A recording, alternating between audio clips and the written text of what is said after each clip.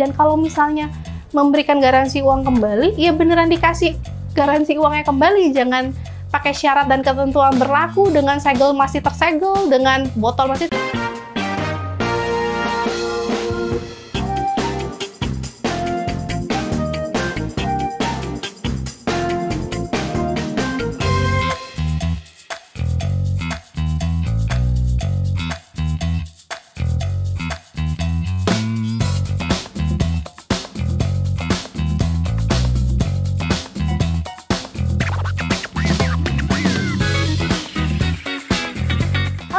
Aku Felicia Regina dan aku siap untuk menjawab semua pertanyaan kamu seputar bisnis.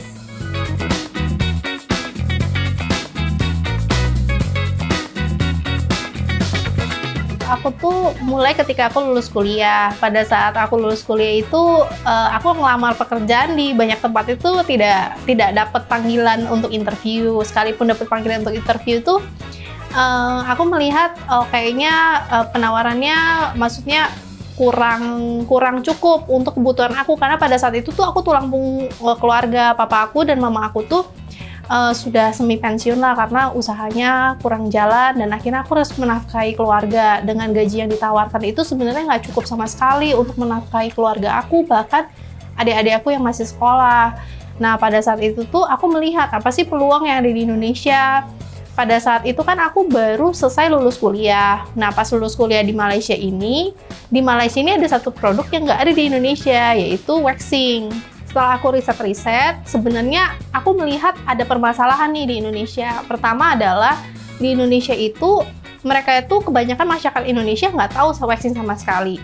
Bagi orang mungkin mikirnya, gimana cara bisa menjual produk, tapi orang-orang tuh nggak tahu produk itu tuh apa. Bagi orang-orang ini adalah permasalahan, bagi aku ini adalah peluang. Kenapa? Karena belum banyak orang yang tahu. Kalau belum banyak orang yang tahu, berarti aku bisa punya kesempatan untuk mengedukasi, untuk memperkenalkan produk itu, sehingga dari orang yang nggak tahu apa jadi tahu.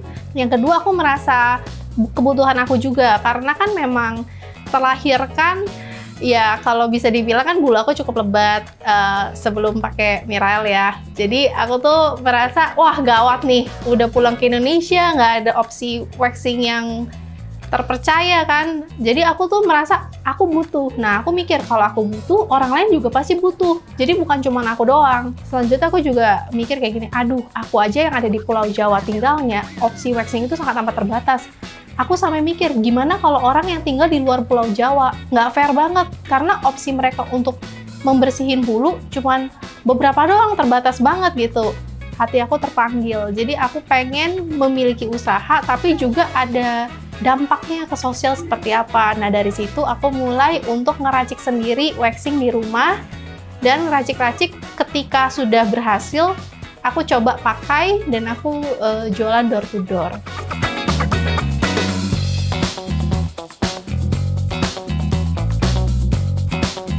Jadi aku tuh kayak membuat penelitian sendiri. Jadi setiap percobaan yang aku coba di dapur, aku racik, itu aku rekam suara aku. Jadi percobaan nomor 1, aku memasukkan berapa gram ini, berapa gram ini, berapa gram ini dengan pengujian. Jadi semuanya aku ukur. Dan ternyata, singkat cerita, itu aku melakukan hal itu hampir setiap hari hingga 1,5 tahun dan menghabiskan begitu banyak bahan baku yang akhirnya nggak berhasil.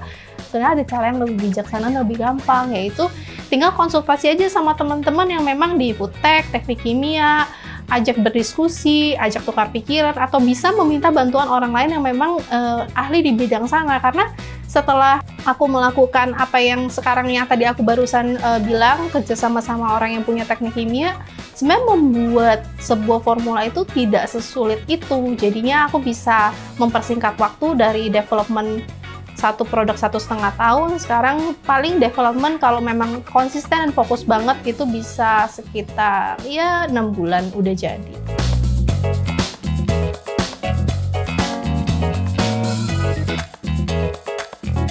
Untuk bahan baku sebenarnya walaupun pada saat tahun 2013 Mirael itu masih kecil, tapi tuh aku selalu berpikir suatu hari nanti, aku nggak tahu kapan, itu akan besar, bisnis ini akan besar. Jadi aku tuh mikirnya, kalau aku sampai mendapatkan bahan bakunya itu dari luar negeri, kelanjutannya itu akan sangat amat sulit, karena kita nggak tahu kapan bahan bakunya sampai. Jadi sebisa mungkin, aku mengupayakan untuk mendapatkan bahan baku 100% dari lokal, dan ternyata banyak banget produk-produk bahan baku lokal yang benar-benar berkualitas dan bagus banget. Jadi memang sampai sekarang kita menggunakan bahan baku 100% lokal dari Indonesia.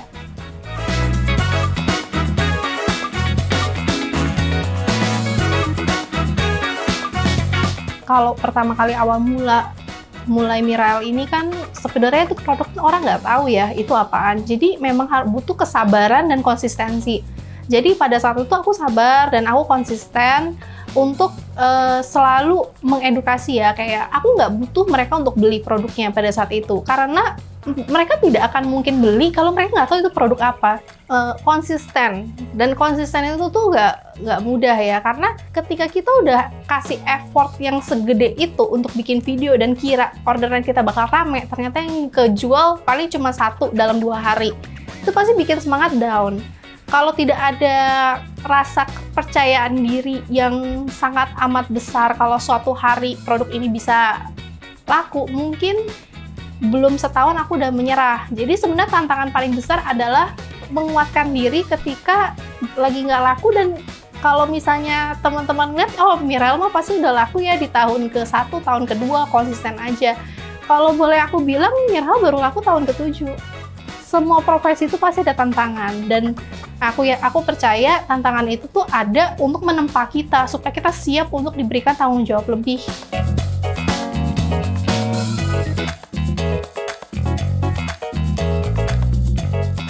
Nah, menarik banget nih tentang pricing strategy. Jadi, dari sebelum kita mulai untuk memasarkan produk, kita harus bertanya kepada diri kita. Pertama, kita pengen ada reseller atau enggak. Terus, kita pengen sebarin produk kita kemana aja.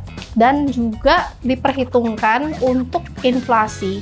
Jadi, kira-kira kalau misalnya satu produk ini, kita tuh sebisa mungkin jangan terus naikin harga. Karena kalau kita terus naikin harga, orang-orang akan menjadi trust-nya akan berkurang, kepercayaan akan berkurang. Jadi aspek-aspek itu, kalau misalnya kita berniat untuk mengambil reseller, coba pikirkan, kalau diri sendiri jadi reseller, pengennya margin seperti apa, pengennya untung berapa banyak untuk satu produk gitu. Jadi itu yang harus diperhitungkan untuk menarik reseller. Dan margin itu sebenarnya bisa juga kita tidak memberikan terlalu banyak kalau kita tuh misalnya kita mengambil margin tidak terlalu banyak kalau kita pengen menjual ke B2C. B2C itu adalah business to customers. Jadi kita tidak melalui tangan reseller, tapi kita langsung berjualan langsung ke customers melalui marketplace atau juga melalui di luar marketplace seperti di via WhatsApp dan lain. Jadi tergantung strateginya, mau pilih B2C dan B2B selalu ada plus minusnya.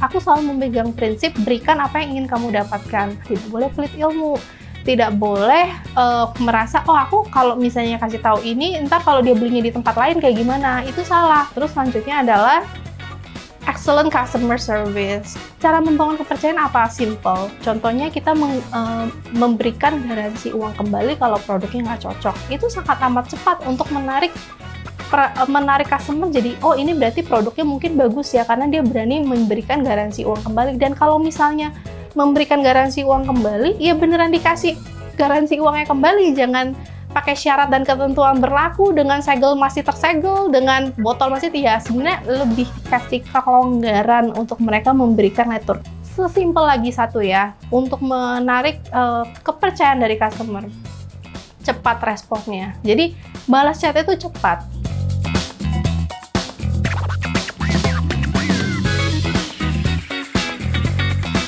Kita tuh selalu membuat konten-konten yang mengedukasi. Kedua adalah kita tuh memberikan kenyamanan kepada customer. Itu sebenarnya gini, jadi kalau misalnya mereka beli terus mereka nggak suka, mereka udah buka, kita kasih retur, bisa tukar barang atau bisa kita balikin uang. Jadi itu sebenarnya salah satu bentuk yang bikin mereka yakin. Selanjutnya segala kalangan tuh suka diskon. Jadi kadang-kadang sesekali bolehlah kita berikan promo-promo yang menarik.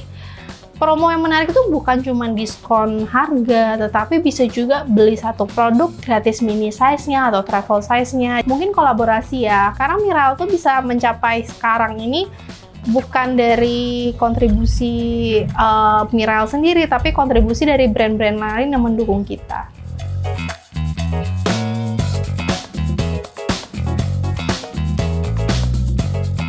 Perizinan itu ada beberapa macam perizinan ya. Jadi kalau misalnya kita bilang kalau perizinan badan usaha antara PT atau CV itu gampang banget. Perizinan yang kedua adalah untuk haki, untuk hak cipta, haki brand tersebut ya, merek itu juga nggak susah sih, tapi memang keluarnya agak sedikit lebih lama. Yang ketiga adalah perizinan BPOM. Perizinan BPOM kalau misalnya teman-teman adalah memiliki brand tetapi maklon ke pabrik yang biasanya mengurus perizinan BPOM tersebut. Tapi kalau teman-teman memiliki pabrik ya tentunya saja teman-teman memiliki pengalaman ya untuk pengurusan BPOM. Biasanya pengurusan BPOM itu 14 hari kerja. Jadi tidak lama sebenarnya. Yang lama adalah ketika ingredients, bahan baku yang dicantumkan itu melebihi dari syarat BPOM, sehingga BPOM akan mengajukan verifikasi apakah ini produk sebenarnya benar gak nih, apa janjinya salah ketik atau apa, atau enggak penamaannya yang terlalu berlebihan, misalnya ultra brightening, padahal kan ultra itu kata yang tidak boleh dipakai pada saat registrasi BPOM. Nah, itu akan sedikit lebih lama, tapi kalau memang niat kita adalah ingin menciptakan produk yang baik sesuai dengan peraturan BPOM, biasanya kurang dari 14 hari kerja sih.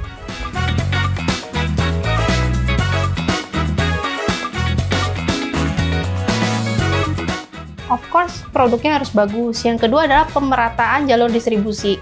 Kalau kita bisa menarik reseller-reseller, kalau strategi Miral sih memang menarik reseller-reseller satu Indonesia ya. Jadi effort atau usaha yang dikeluarkan bukan cuma dari Miral, tapi juga dari para reseller.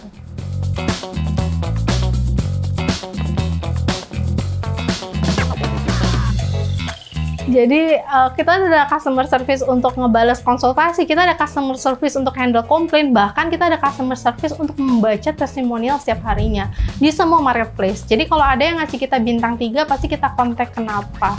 Karena sebenarnya kita bukan berarti menggila untuk bintang 5, tapi kalau ada customer yang puas, kita nggak mau uangnya. Kita yang penting mereka puas, dan nggak semua customer itu mesti suka sama Miral, nggak suka juga nggak apa-apa, kita balikin duitnya.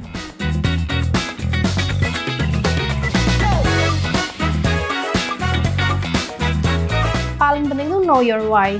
Tahu kenapa sih kamu mulai bisnis. Jangan karena ikut-ikutan teman, jangan karena ikut-ikutan produk ini lagi bagus, lagi laris, maka aku jual. Karena yang aku bilang ya, yang namanya siklus bisnis ada naik turunnya. Ketika kita naik, kita akan happy. Ketika turun, kita nggak ada alasan lagi untuk mempertahankan karena kita ngikut-ngikutan.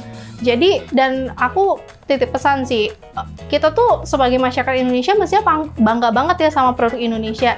Jadi jangan sampai menciptakan produk atau jualan produk yang abal-abal hanya karena untuk uang doang. Karena malu banget sebagai masyarakat Indonesia, kita nggak boleh kalah sama luar negeri. Kita harus bisa memproduksi dan menciptakan produk-produk Indonesia yang kebanggaan Indonesia juga.